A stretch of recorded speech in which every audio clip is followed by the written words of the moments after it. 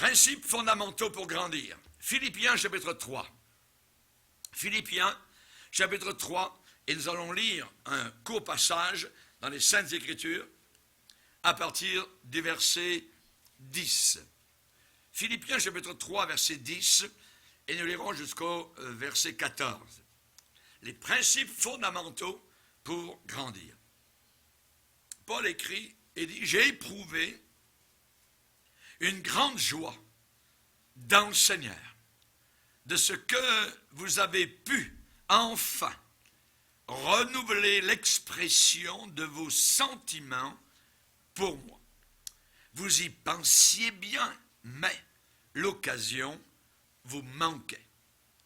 Ce n'est pas en vue de mes besoins que je dis cela, car j'ai appris à être content, dans un état de contentement, à être content de l'état où je me trouve.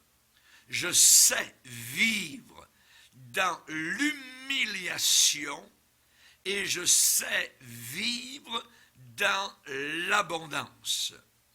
En tout et partout, j'ai appris à être rassasié et à avoir faim, à être dans l'abondance et à être dans la disette. Je puis tout par celui qui me fortifie. Cependant, vous avez bien fait de prendre part à ma détresse. Amen.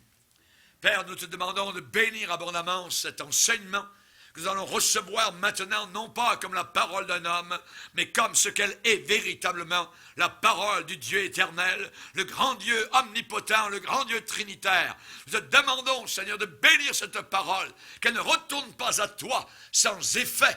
Nous prions pour l'effet dans nos cœurs et ceux et celles qui l'entendront autour de la planète Terre. Merci Seigneur pour tous nos frères et sœurs qui dans les 200 pays et plus de la planète écoutent cette parole. Nous te demandons Seigneur, s'il te plaît dans ta grâce, de nous aider à croître, à grandir, à ne pas rester et demeurer dans un état d'enfance spirituelle. Aide-nous Seigneur Jésus à devenir jeunes gens, à devenir hommes faits, à devenir hommes spirituels, Seigneur, afin que nous puissions non pas être pris par surprise, mais que nous puissions être prêts et nous tenir debout quand tu vas arriver soudainement comme un voleur dans la nuit de ce monde. Au nom puissant de Christ Jésus, Père, nous te le demandons. Amen. Et tout le peuple dit Amen. On peut s'asseoir, frères et sœurs. Alléluia. Je vais vous parler des principes. La parole de Dieu est des principes et des principes de base. Des principes fondamentaux pour grandir. Nous ne voulons pas rester, évidemment, à un état, je dirais, de nain spirituel, si on peut devenir des géants spirituels. Amen. Gloire au Seigneur. Ce soir, je vais vous apporter 7 éléments, 7 principes fondamentaux pour grandir. Il faut absolument que nous grandissions. Et si vous ne faites pas, si vous ne prenez pas ces 7 pas, eh bien, à ce moment-là, ça sera l'échec de votre vie spirituelle, votre vie chrétienne, ça sera une faillite. L'apôtre Paul, n'oubliez pas, n'a jamais dit « je suis arrivé ». Il a dit « je cours ». Je ne pense pas être arrivé, il a dit « je cours ». Donc, ça veut dire qu'il oubliait ce qui était en arrière et il courait vers le but. Le but du chrétien, c'est d'arriver à la porte céleste. Le but du chrétien, ce n'est pas de s'enrichir sur la terre, d'avoir une optique de la vie pour lui, ainsi de suite. Non, non. Le but du chrétien, c'est le ciel. Quoi qu'il arrive. Raison pour laquelle Paul écrit aux Romains en disant « Je sais que rien ne pourra me séparer de l'amour de Christ. » Le véritable chrétien est en but aux embûches, aux tempêtes, aux vents contraires. Il est persécuté s'il est normal. Parce que la Bible dit « Si quelqu'un veut vivre pieusement en Jésus-Christ, il sera persécuté. » Donc, il sera moqué, ridiculisé, exclu, il sera personne non grata, et ainsi de suite. Ouais, ça, c'est normal. C'est le normal de la vie chrétienne. Donc, le chrétien court. Et le chrétien, donc, grandit. Et Paul courait et il grandissait. Il a déclaré 3 choses dans le texte que nous venons de lire. J'ai appris. J'ai appris. Il a dit, je sais vivre. Et il a dit, je puis tout par celui qui me fortifie. Alléluia. Cela est très important. Vous savez, personne ne sait tout. Personne ne sait tout. Ça n'existe pas quelqu'un chrétien qui sait tout. Et qui est arrivé, je dirais, il y a une certaine extrémité de connaissance où il ne peut plus rien apprendre. Il n'y a plus rien à apprendre. Jamais de la vie, ça n'existe pas. Parce que Dieu est infini. Et il y a toujours un renouvellement, je dirais, un progrès normal dans la connaissance de ce Dieu merveilleux qui un jour s'est révélé donc dans notre enfance spirituelle. Particulièrement, normalement, plus vous apprenez, plus vous réalisez que vous ne savez pas grand-chose. Alléluia. Ça, c'est le normal. Ça, c'est le normal. Un chrétien, à la fin de sa vie, disait, Jean 3,16 est trop grand pour moi. Je n'arrive pas à comprendre Jean 3,16. Car Dieu a tellement aimé le monde qu'il a donné son Fils unique, afin que quiconque croit en lui ne périsse pas, mais qu'il ait la vie éternelle. C'est immense. C'est un océan d'amour. Vous arrivez à une île au milieu de l'océan, mais à passer l'île, il y a encore 10 000 kilomètres. Et passer de l'autre côté, il y a encore un autre océan, une mer immense de connaissance, d'amour. Ce Dieu est glorieux. Ce Dieu est puissant. Alléluia. Nous avons besoin de grandir. Il ne faut pas perdre notre temps. Je me rappellerai lorsque j'étais à Goma, au Congo particulièrement, dans la région de Nyiragongo, là où il y a ce grand volcan, donc qui a anéanti une grande partie de la ville, et beaucoup de gens sont morts. Et j'étais dans cette ville en mission, et je me rappelle que j'ai rencontré des jeunes gens qui se formaient au ministère, et il leur a dit, ne perdez pas votre temps, étudiez la parole de Dieu, sondez les Écritures, ne perdez pas les heures précieuses que Dieu vous accorde, les moments, et ils m'écoutaient comme si c'était vraiment Dieu qui parlait au travers de ma bouche, et je leur disais, entre les réunions, je suis dans ma Bible, je suis là, dans ce motel, en train d'étudier, de préparer des prédications que je donnerai au Canada, que je donnerai en Europe, ou ailleurs, en Angleterre, et ainsi de suite. Je ne perds pas mon temps. Il ne faut pas perdre votre temps. À folâtrer ici et là, ainsi de suite. Prenez tout le temps que Dieu vous a accordé, et la Bible dit plus que cela, rachetez le temps, car les jours sont très mauvais. Rachetez le temps. Donc il faut évidemment grandir. La Bible nous déclare dans le psaume 92 que les chrétiens peuvent grandir jusque dans leur vieillesse. Regardez au psaume 92, il est dit au verset 13, les justes croissent. Ça veut dire qu'ils grandissent, ils croissent. Les justes croissent comme le palmier. Vous avez déjà vu des palmiers? Alléluia. Le matin, quand je faisais mon jogging, je me rappelle, à la Martinique, juste à côté de la route où je faisais mon jogging, il y avait à peu près une douzaine de palmiers, gros, immenses. Comme ils étaient beaux, avec leurs belles branches, et je pensais à ce passage dans la Bible, les justes croissent comme le palmier, comme le palmier. Ils s'élèvent comme le cèdre du Liban. Plantés dans la maison de l'Éternel, ils prospèrent dans les parvis de notre Dieu. Ils portent encore des fruits dans la vieillesse. Alléluia. Qui nous a dit, nous pasteurs, qu'il fallait s'arrêter à la retraite? À aucun endroit. Il n'y a pas de retraite. La retraite de l'homme de Dieu ou de la femme de Dieu est au ciel, là-haut dans la gloire. Ça sera là-haut les grandes vacances. Alléluia. Mais sur la terre, encore, parce qu'on peut encore porter du fruit. Après avoir connu Dieu au travers de toutes ces années-là, c'est à la fin qu'on porte le plus de fruits, qu'on a une connaissance merveilleuse, je dirais qui n'est pas finie, achevée, mais une connaissance que nous n'avions pas quand nous étions jeunes chrétiens. Merci Seigneur. Ils portent encore des fruits dans la vieillesse. Ils sont pleins de sève. Ah, que j'aime ça. Plein de sève. Alléluia. C'est pas sec. Il y a de la sève à l'intérieur. Plein de sève et verdoyant. Verdoyant. pour faire connaître que l'Éternel est juste. Alléluia, gloire à Dieu. Donc, il faut grandir. Les justes croissent comme le palmier. Ils s'élèvent, ils sont plantés, ils prospèrent, ils portent encore des fruits dans la vieillesse. L'apôtre Pierre va réitérer cette idée en disant « Croissez dans la grâce et la connaissance de notre Seigneur Jésus-Christ. » Croissez, grandissez dans la grâce et dans la connaissance de notre Seigneur. On sait que Apollos, un jour, avait semé, particulièrement, donc, Paul avait semé, Apollos était passé après Paul, et Apollos avait arrosé. Mais c'est Dieu qui a fait croître. C'est Dieu qui nous fait grandir. C'est Dieu qui nous fait croître. Il y a un élément qui vient de nous et un élément qui vient de Dieu. Et les deux ensemble font que nous grandissons dans le Seigneur. Alléluia. Premier point. Pour grandir, il faut apprendre absolument. Et j'ai dit tout à l'heure que si vous ne faites pas ces choses-là, votre vie chrétienne sera un échec. Donc c'est très, écoutez bien, chaque point. Apprendre à oublier. Apprendre à oublier. Paul a dit oubliant ce qui est en arrière. Oublier. D'une certaine manière, nous devons même oublier les bénédictions passées. Je ne peux pas m'appuyer. Je ne peux pas,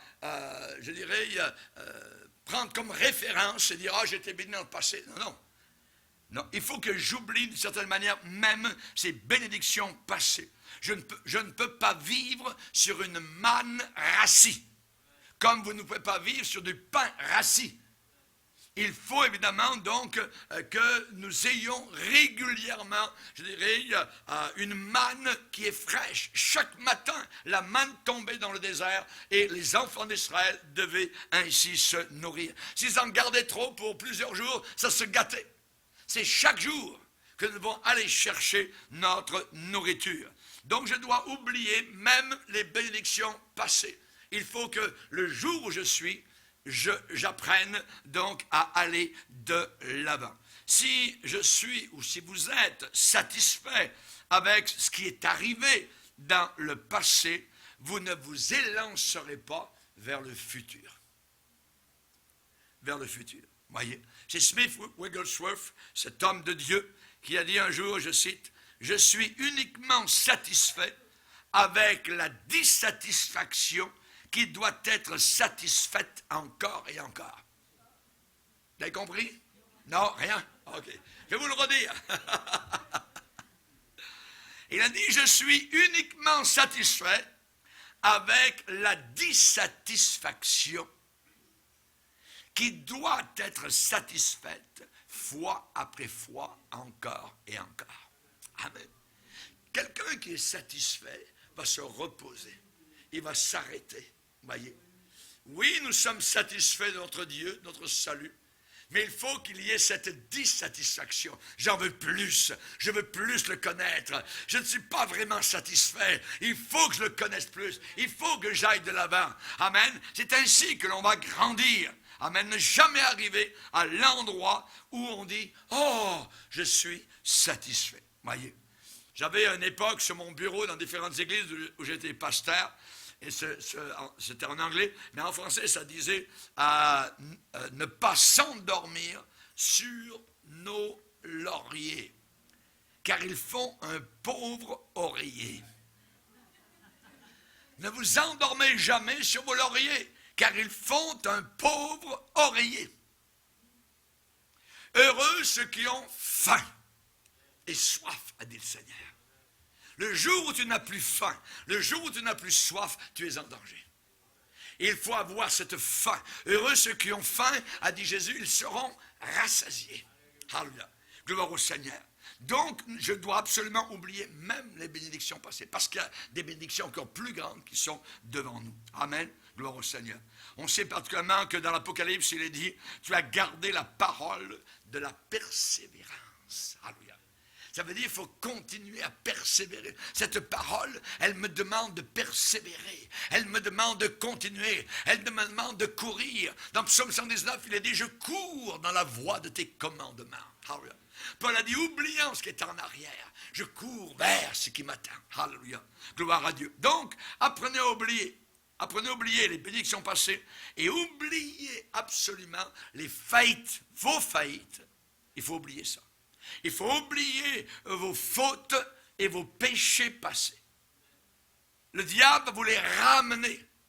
Le psychologue, païen ou chrétien, va vous les ramener.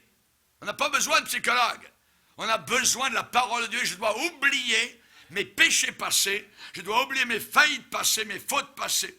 Tant que Satan est capable, je dirais, de les mettre devant vous, de les garder sous vos yeux, il vous tient dans une position où vous ne vous développerez pas spirituellement. Parce que vous direz, oh, je suis trop bas, je suis trop méchant, est-ce que vraiment Dieu m'a pardonné, ainsi de suite. Et vous serez dans le doute régulièrement, un jour vous serez en haut, demain vous serez en bas, ainsi de suite. On ne peut pas grandir comme cela. Voyez? Donc il faut oublier vos faillites passées. Il faut absolument oublier cela. Voyez? Nous avons tous failli. Tous, nous avons failli. Et nous ne sommes pas fiers de cela. Pas du tout. Voyez? Mais la Bible dit, heureux ceux qui pleurent, car ils seront consolés. Avez-vous vu la dame qui est venue dans le salon où était Jésus? Elle avait à son bras un vase d'albâtre. Elle s'est mise aux pieds de Jésus. Elle a commencé à pleurer de repentance, d'amour envers le Seigneur. Alléluia. Elle aimait son Seigneur parce que le Seigneur l'avait pardonné. Et Jésus a dit, heureux ceux à qui on pardonne beaucoup, ces gens-là aiment beaucoup. Et ceux à qui on pardonne peu, aiment peu. Alléluia. Et nous avons été pardonnés beaucoup de la part du Seigneur. Et nous devons aimer beaucoup notre Sauveur. Elle a pleuré, heureux ceux qui pleurent, car ils seront consolés. Alléluia. Oubliez vos faillites, oubliez vos péchés passés.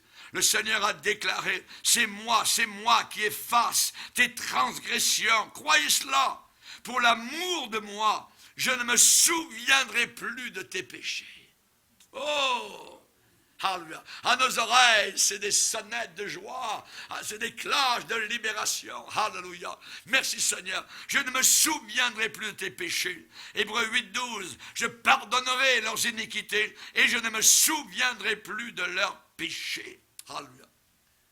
La guérison de la culpabilité est quelque chose de merveilleux. L'ennemi veut nous tenir dans la culpabilité. Comme ça, il sait qu'on ne peut pas avancer. Parce qu'on se sent toujours coupable. Oui. Mais il y a une guérison, une délivrance. Guérison de la culpabilité, guérison de la conscience du péché. Comment peut-on avoir cette guérison? Un seul endroit, la parole de Dieu. La parole de Dieu. Approchons-nous donc, avec assurance du trône, du jugement, non, de la grâce. Alléluia. Ce trône environné d'un arc-en-ciel de grâce. Alléluia. Approchons-nous, venons proches. Alléluia. Avec assurance, pas en tremblant, non, devant le trône de la grâce, afin d'obtenir miséricorde et de trouver grâce pour être secouru dans nos besoins. Le Seigneur envoya sa parole, et il les a guéris. La parole de Dieu, c'est le médicament. Et l'Église aujourd'hui se détourne de la parole. L'Église aujourd'hui veut les festivals, voyez. L'Église aujourd'hui veut la musique, ainsi de suite. On avait 2 jeunes filles ce matin qui étaient là, vous voyez. Elles viennent de ces milieux, je dirais, corrompus tout à. Il y en a une qui voulait, elle est venue en avant pendant la louange. Pasteur, j'ai une prophétie. J'ai dit, non, laisse faire. Elle dit, elle est sur mon iPod. Non, je ne veux pas même pas la lire. On ne veut rien savoir de ces gens-là. Rien savoir. Mais ils viennent, ils ont l'air gentils, ils ont l'air d'aimer le Seigneur, c'est de suite, vous voyez. Mais il faut savoir à qui nous avons affaire. Il faut savoir à qui nous avons affaire. Évidemment, donc, on sait que nous devons nous approcher. C'est la parole qui nous guérit. C'est la parole de Dieu qui guérit nos cœurs. Alléluia. La Bible dit, c'est pour l'Église, si donc nous confessons, nous les chrétiens, nos péchés. Nos péchés. il est fidèle et juste pour nous les pardonner. La Bible dit, si quelqu'un a péché, on parle ici aux chrétiens, eh bien, nous avons un avocat. Alléluia. Un avocat auprès du Père. Un avocat. Alléluia. Un avocat, il parle pour vous en cour de justice. Vous ne savez pas quoi dire, voyez. Vous avez la partie adverse, le diable va vous envoyer en enfer. Si vous croyez tous les mensonges du diable, mais il y a un avocat à côté qui n'a jamais perdu une seule cause. Notre Sauveur Jésus-Christ. Il a simplement montré ses mains au Père. Père, c'est mon enfant. Il vient vers moi humblement. Il a demandé pardon. Je veux le restaurer dans ma présence. Alléluia. À lui soit toute la gloire. Nous avons un avocat. Oubliez absolument ce que Dieu a oublié. Oubliez ce que Dieu a oublié. Oubliez ce qui est en arrière. Sinon, vous ne ferez pas de progrès spirituel. Vous ne ferez aucun progrès spirituel. Et sinon, ça peut même empêcher la guérison dans votre vie. Et il faut absolument oublier. Paul a dit, j'oublie ce qui est en arrière. Oubliant. Deuxième, alors on a 7, imaginez. Apprenez, vous voulez grandir? Apprenez à pardonner. Apprenez à pardonner. Soyez bons les uns envers les autres, compatissants, vous pardonnant réciproquement comme Dieu vous a pardonné en Jésus-Christ. Le vrai chrétien ne peut pas garder, je dirais, d'amertume dans son cœur. C'est impossible. Il a lui-même été pardonné. Donc il doit pardonner. Il pardonne. C'est sa nouvelle nature. Auparavant, oh non, on ne pouvait pas pardonner. Mais maintenant qu'il a lui-même été pardonné, alors, oui, je te pardonne. On pardonne.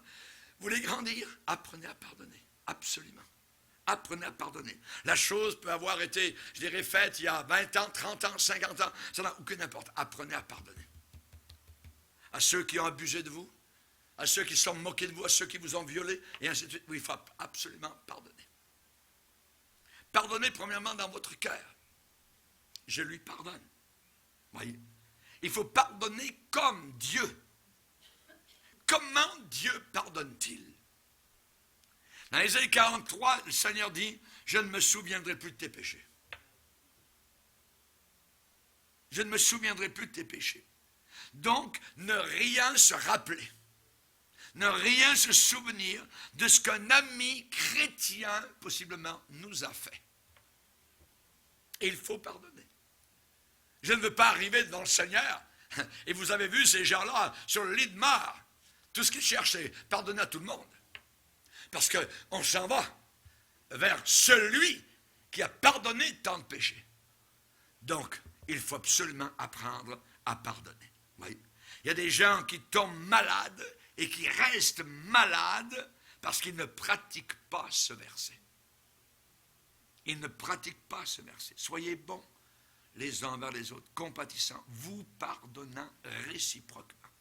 Réciproquement, comme Dieu vous a pardonné en Jésus. Et il y a des gens qu'on a vus malades, des chrétiens, parce qu'ils ne pardonnaient pas, ils ne voulaient pas pardonner.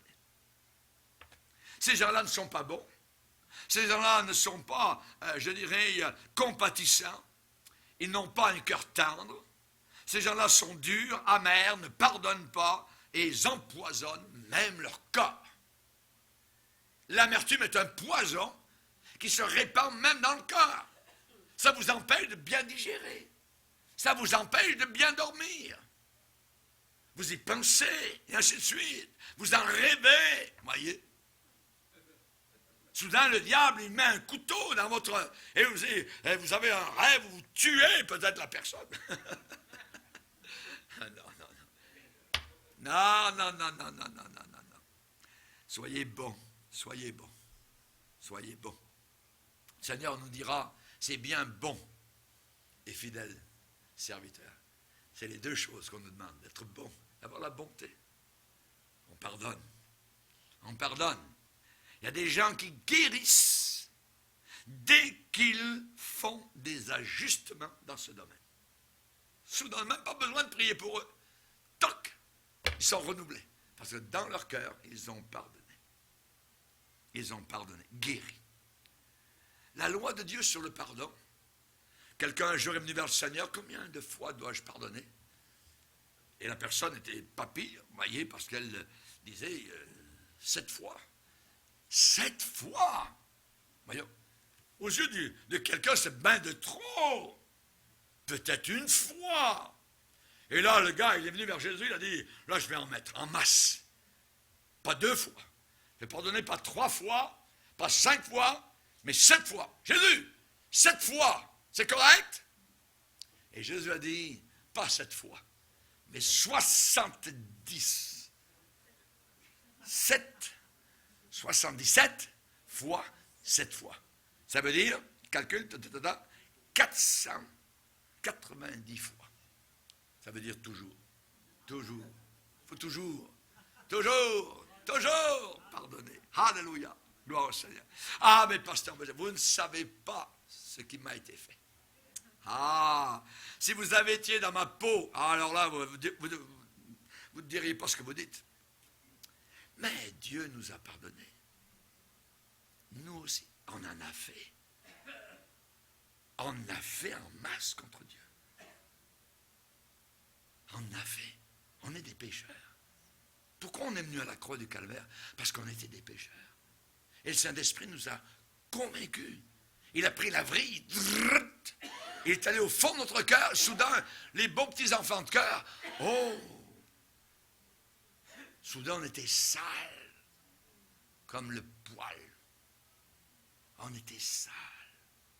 On s'est vu exactement tel que nous sommes.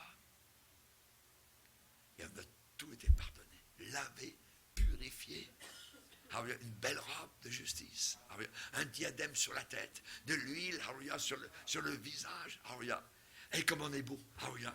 Et comme on sera beau dans la gloire éternelle. Il nous a tout pardonné. Alors je dois absolument apprendre à pardonner. Troisièmement, il faut aller rapidement. Tu veux grandir? Absolument les principes fondamentaux pour grandir. Apprends à prier. Apprends à prier. C'est impossible de grandir et de réussir sans cela. Et il faut absolument prier. Et votre vie de prière doit être bâtie sur la parole de Dieu. Sur la parole de Dieu. Jésus a dit dans Jean 15, verset 7, « Si vous demeurez en moi et que mes paroles demeurent en vous, demandez ce que vous voudrez et cela vous sera accordé. » Pasteur, c'est un peu poussé ça. Non, c'est pas poussé. C'est une promesse. Ou je la crois ou je la crois pas. Ou je la crois ou je la crois pas. Si vous demeurez en moi, et si mes paroles demeurent en vous, demandez ce que vous voudrez. Donc, si on prenait uniquement la deuxième partie, voyez, demandez ce que vous voudrez, et cela vous sera accordé. Ça serait goody, voyez. Mais cette promesse est conditionnelle. Elle est conditionnelle. Si vous demeurez en lui, ça veut dire être né de nouveau, premièrement, et ensuite marcher avec lui. Si vous demeurez en lui. Et que si mes paroles demeurent en vous. Donc, pour réussir dans la prière, il faut absolument connaître la parole de Dieu. Il faut que vous ayez une Bible, cette Bible soit usée un temps soit peu. J'aimerais vous montrer ma Bible. Vous voyez, ça c'est mon ancienne. Vous voyez, parce que je l'ai mis un petit peu rencard, mais parce que je suis en train de faire réparer ma Bible. Alors je l'ai ressortie, mais toutes les pages sont quasiment, et surtout le dernier livre de l'Apocalypse, on le voit à peine. Il a tellement été rongé par le pasteur Bourget, il a coupé. Tout est en lambeaux. Ouais, on se demande comment ça tient debout. Vous voyez. Gloire à Dieu! Amen! Il ne faut pas que votre Bible reste toute neuve. Si elle reste toute neuve, ça veut dire que vous ne l'utilisez pas, vous ne la lisez pas, elle ne s'use pas, voyez. Il y a beau d'avoir une Bible, mais il faut y aller dedans de temps en temps, voyez, et régulièrement. On sait que Salomon, un jour, a demandé au Seigneur une chose merveilleuse. Il a dit, Seigneur, je suis un jeune roi, et je ne sais pas comment me tenir. David, mon père, était un roi, était reconnu, lui, il savait comment faire. Moi, je ne sais pas comment faire, Seigneur. Et voilà que c'est moi maintenant, donc, sur qui la couronne d'Israël, est venue sur ma tête. Je ne sais pas. Seigneur, aide-moi. Et une nuit, le Seigneur lui est apparu à Gabaon. Et il lui a dit, Salomon, que veux-tu? Et je vais te le donner. Et Salomon a dit, Seigneur, j'aimerais avoir la sagesse. Donne-moi la sagesse pour savoir comment me tenir devant le peuple, comment me conduire devant le peuple. Et Dieu lui a dit, parce que tu n'as pas demandé la mort de tes ennemis, parce que tu n'as pas demandé des richesses, alors je vais te donner ce que tu as demandé. Tu vas avoir la sagesse.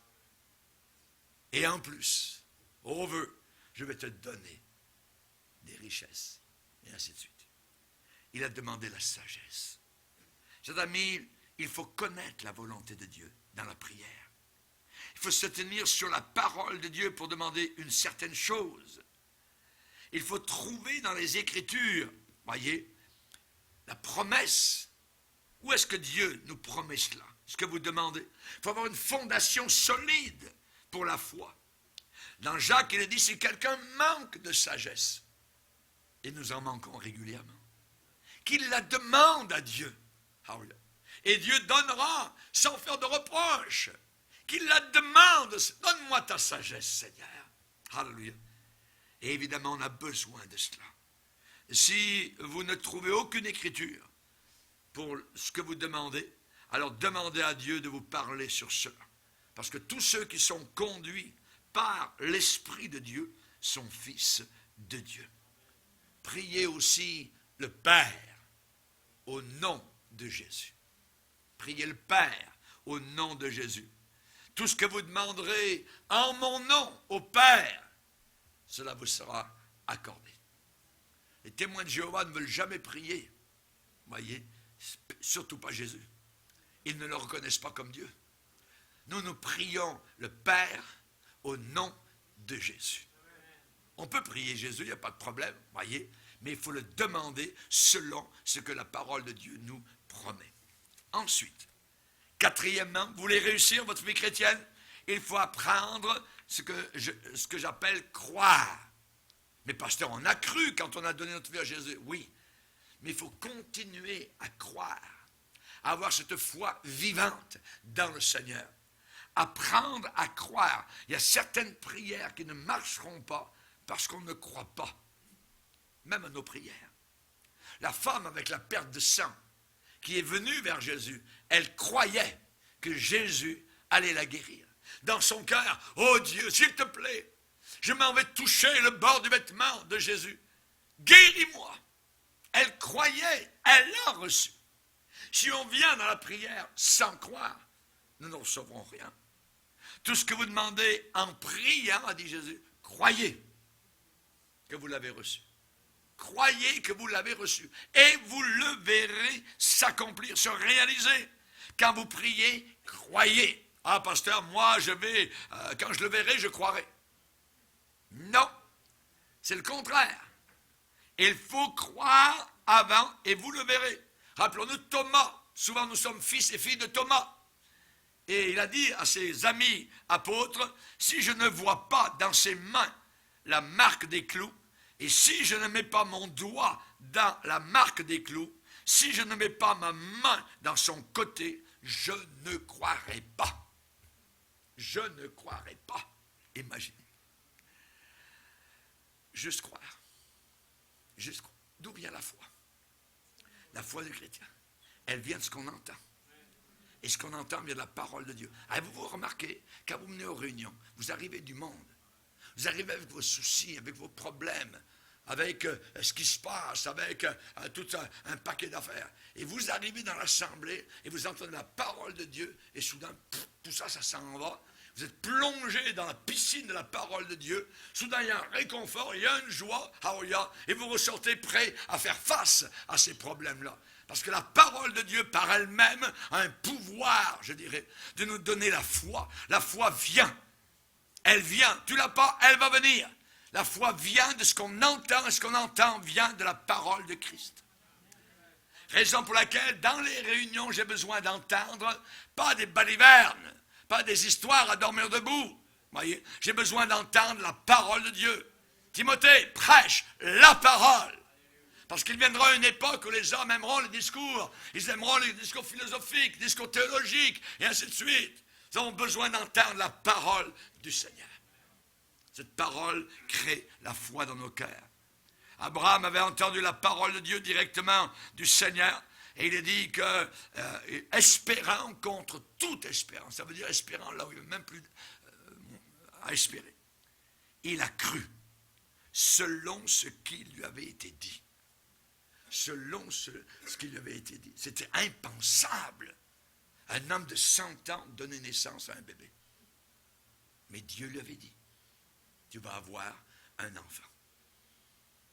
Il a cru. Et ça dit qu'il a espéré là où il n'y avait même pas d'espérance. Il a cru. Il a cru. Il a cru. Moi, je crois qu'un jour, on va être enlevé dans les airs. Nous allons marcher sur les nuages, au-dessus de la planète Terre, et nous verrons la Terre sous nos pieds. Ah oui, c'est ce que la Bible nous enseigne. Si tu ne crois pas ça, tu vas rester sur la Terre. Moi, je le crois, tout le monde, parce que la Bible le dit. La Bible le déclare. Merci Seigneur. Alléluia. La parole de Dieu, je dois la croire pour ce qu'elle déclare. Ce n'est pas moi qui l'ai écrite, c'est Dieu. Ce Dieu tout-puissant. Amen. On a 5 sens. Mais nous avons un 6e sens, nous les chrétiens, c'est la foi. La foi dans le Seigneur. Allez par tout le monde, prêchez la bonne nouvelle, celui qui croira sera sauvé. Celui qui ne croira pas sera condamné. Et voici les miracles qui accompagneront ceux qui auront cru. Aujourd'hui, nous avons des églises évangéliques où on ne croit pas que Jésus guérit. On ne croit plus. Il y a un homme qui habite assez loin d'ici, ce matin, je l'avais au téléphone, il dit, pasteur, je m'en vais dans une église, il ne croit même pas que Jésus guérit encore aujourd'hui. Il dit, est-ce qu'il y a quelqu'un qui pourrait venir me chercher pour aller à votre église? Ah oui. Actonville. Il voudrait venir. Ah oui, il nous écoute à la radio. Que Dieu soit béni. Que Dieu soit béni. Ah oui. Il dit, pouvez-vous m'envoyer des CD, des DVD, tout ça? Quelque chose. Il faut croire comment? Pas avec la tête. Avec le cœur. Avec le cœur. S'il ne doute pas dans son cœur, mais croit que ce qu'il dit arrive, il le verra s'accomplir. Croire avec le cœur. S'il croit dans son cœur, s'il ne doute pas dans son cœur. Pierre, pourquoi as-tu douté? Tu marchais sur les eaux. La tempête, tu t'en foutais complètement. Tu avais les regards vers moi. Regarde où tu es. Prends ma main, je vais te relever. Il est en train de couler, glou, glou, glou.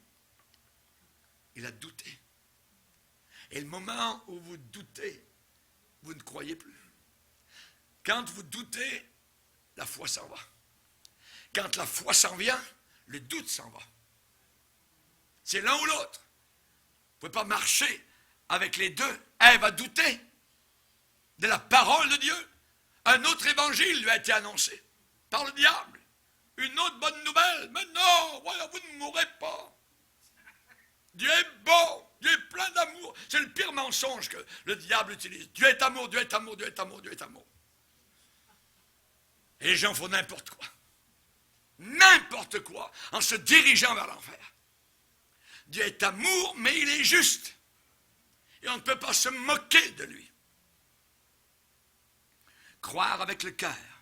Votre tête va vous combattre si votre cœur n'est pas suffisamment rempli de la parole de Dieu.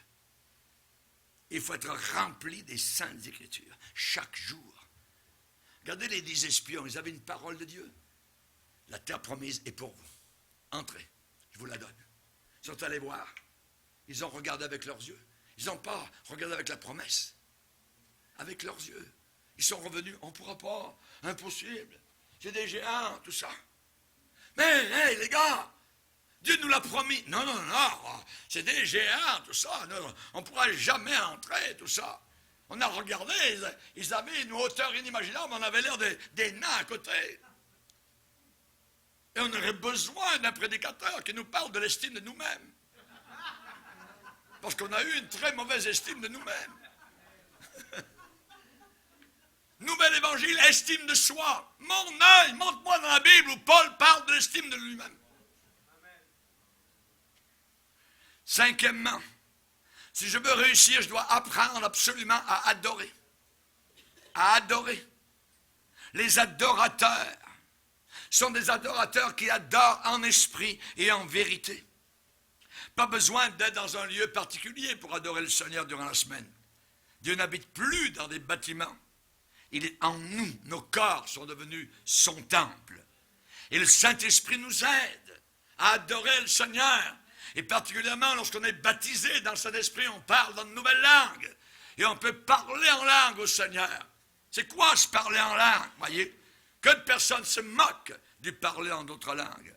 La Bible dit, celui qui parle en langue ne parle pas aux hommes mais à Dieu, car personne ne le comprend. C'est en esprit qu'il dit des mystères. Il dit des mystères, il dit des secrets divins.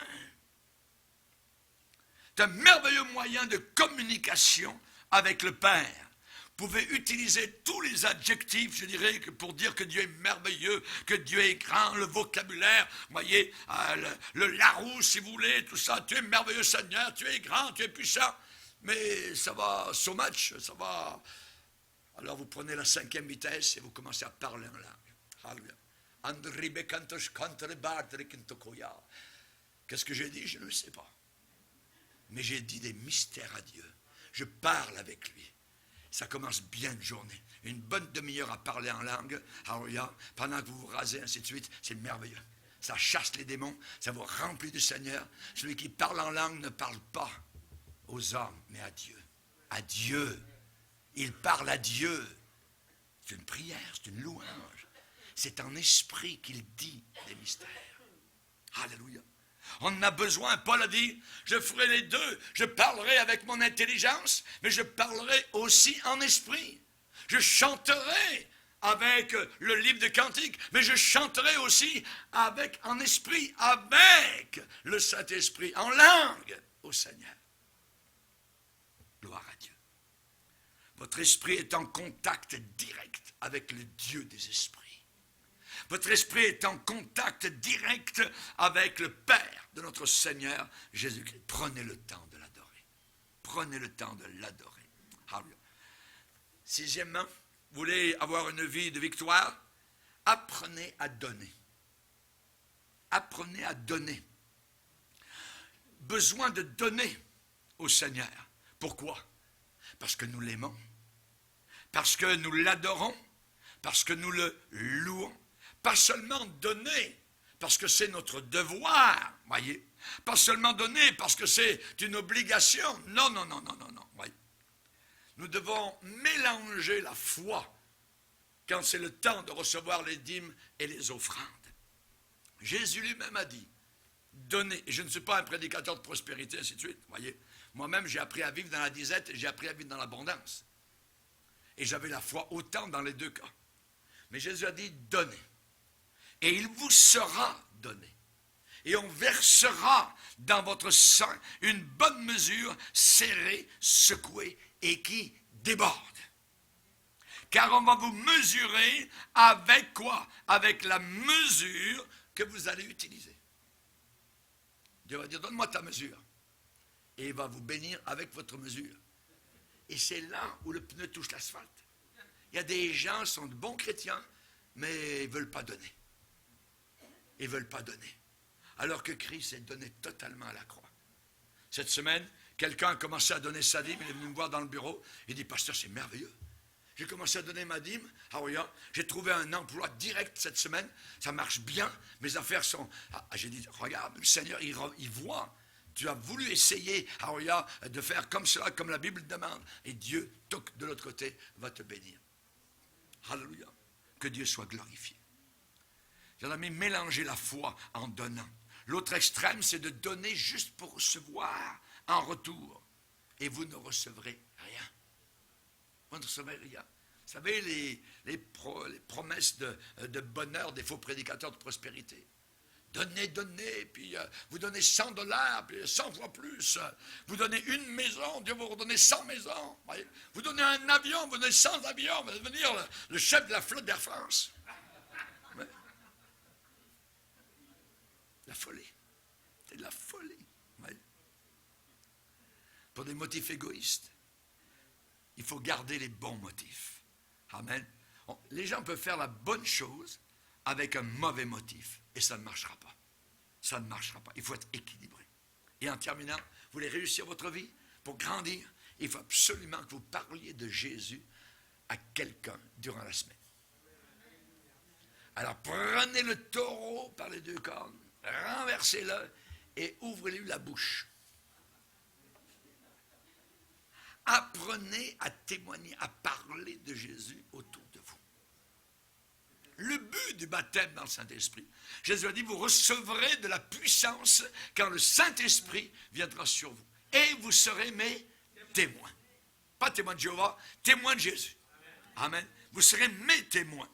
Et le plus grand témoignage, évidemment, c'est de vivre la vie chrétienne.